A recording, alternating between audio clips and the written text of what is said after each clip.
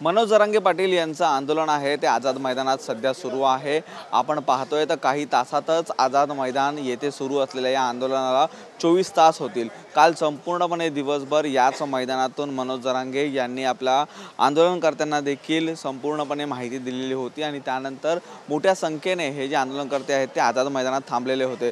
काल रात्रपासून जोरदार मुसळधार पाऊस आहे तो मुंबई शहरामध्ये पडताना आपल्याला पाहायला मिळतोय आणि याच पावसामध्ये देखील अनेक जे आंदोलनकर्ते आहेत ते सध्या आपल्याला याच आझाद मैदानामध्ये असल्याचं देखील चित्र आहे ते पाहायला मिळतंय। काल रात्रीपासून पडणाऱ्या पावसामुळे आंदोलनकर्त्यांच्या संपूर्णपणे समितीने या ठिकाणी आंदोलनकर्त्यांना रेनकोट वाटप करण्याचा जो निर्णय आहे तो घेतलेला होता आणि हा निर्णय घेतल्याच्या नंतर आपण पाहतोय काल रात्रभर या ठिकाणी आंदोलनकर्ते आहेत ते असेच या पावसामध्ये भिजत या ठिकाणी मराठा आंदोलनकर्ते सर्वपणे उभे होते।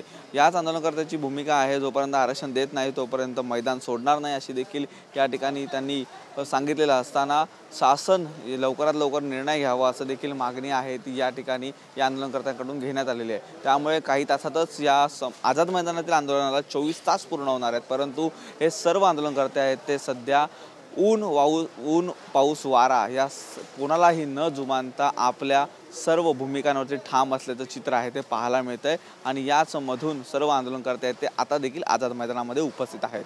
Video Harish नेगीसह Nikhil Chavan, TV9 Marathi, Mumbai Azad Maidan.